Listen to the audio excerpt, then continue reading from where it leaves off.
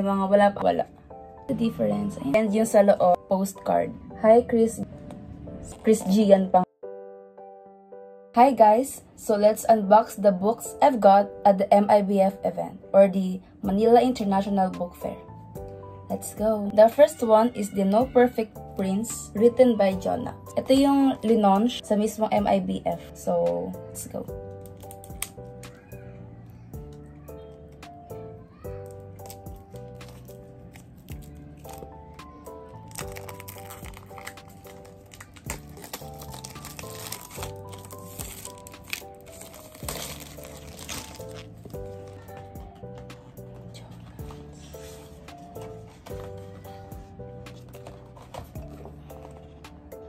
Ayan, that's my bookmark.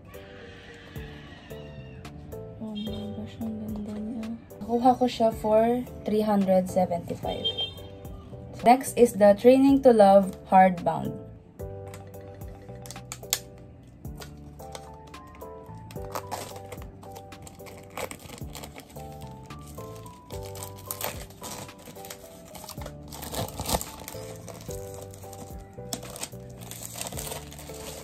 Oh my gosh, ang ganda niya. Ito yung front, and ito yung back. Oh my gosh. Ito yung hardbound. Ang ganda! Ito yung sa back design. Yan. Meron siyang dent. Oh my goodness. Hala! May bookmark na siya. Tapos may postcard. And meron pa siyang postcard na may signed ni Jonah pag sa MIBF ka bumili. And ito yung nakuha ko. Ayan. See the difference? I know. May ano niya, may sign niya yung isa. Tapos ito yung nasa book mismo and bookmark. Oh my gosh! Oh my gosh! Kinikilig ako. So yan. Ito yung sa book ng Training to Love. Next is Worthless na hardbound. My fave John Knox boy sa Elizalde series. So, you know ba? So, let's unbox it.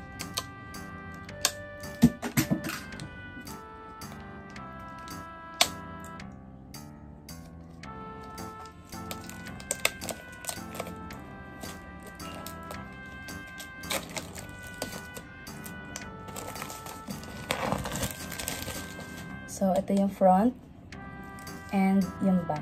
So, ito yung hardbound niya. Oh my gosh. Oh my gosh, ang ganda.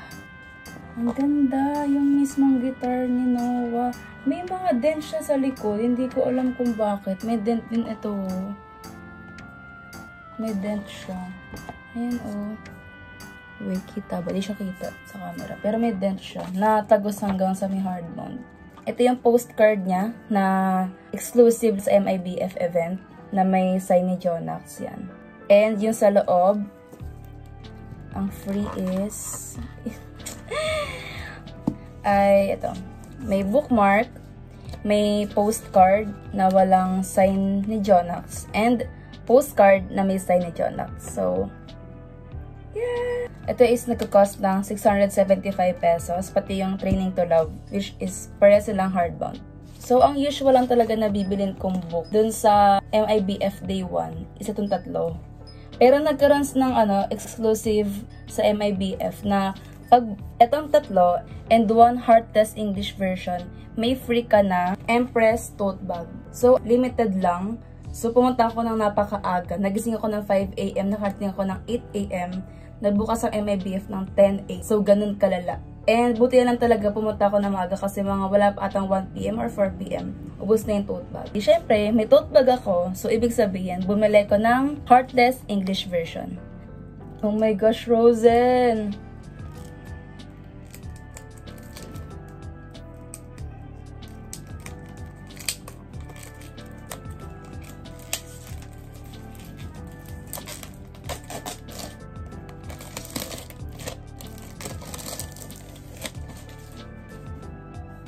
Ito yung front, and ito yung back. Ito yung bookmark. This is the English version ng Heartless. And ito yung sa mismong Wattpad. Wait, kunin ko sa likod. So, kinuha ko sa bookshelf ko yung mga kaparehas ng mga binili ko na book pero iba lang yung cover nila. So, ito yung Heartless na English version.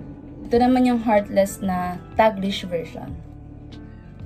Ito naman yung Worthless na hardbound. Ito naman yung Worthless na softbound. Next, ito yung Training to Love na hardbound. Ito naman yung Training to Love na softbound.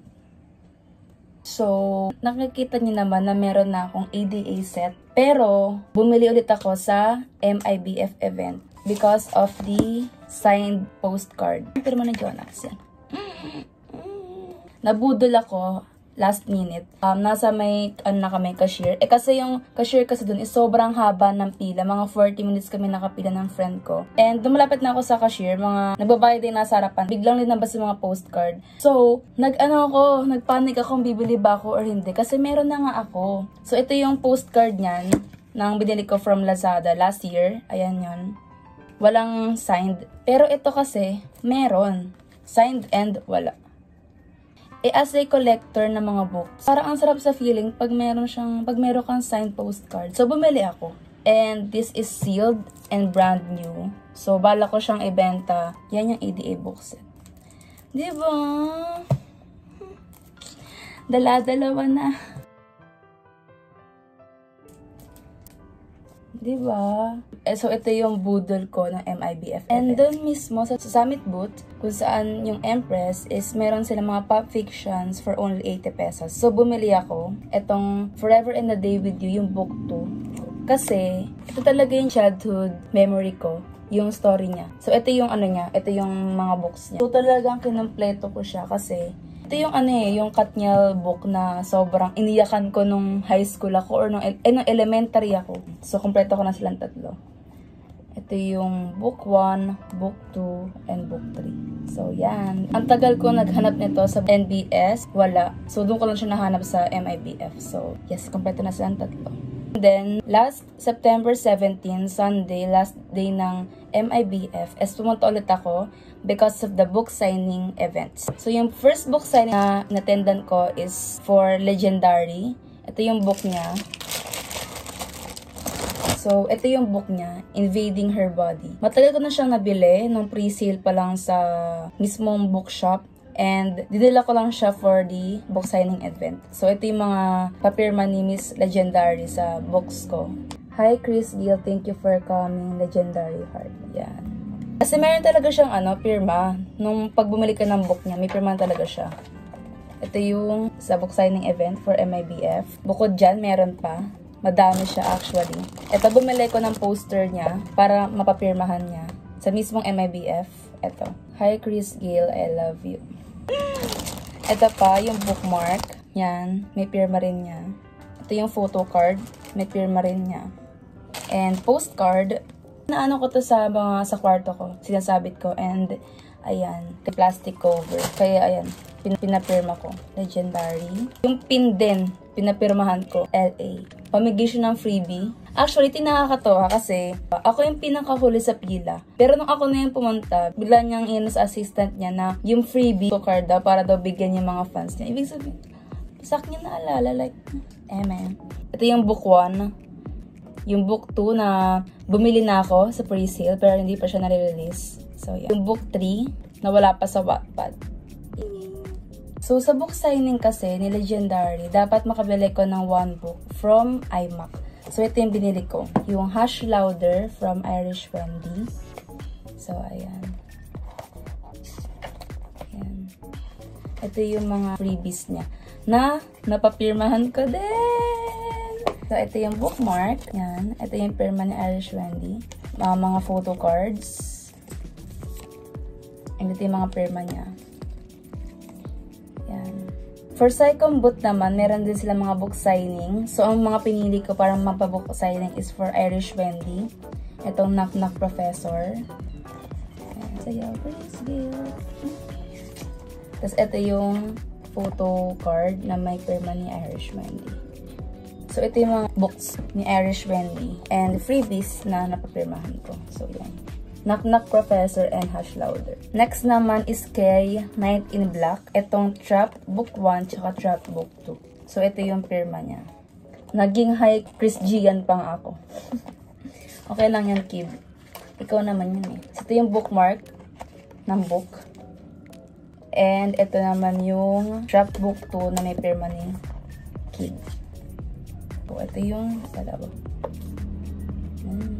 So, ayun na yung mga nakuha kong book for the MIBF event. And total is 4,375 pesos yung na-spent ko for the MIBF event. And worth it siya kasi may mga signed copies yung mga binili ko from the authors.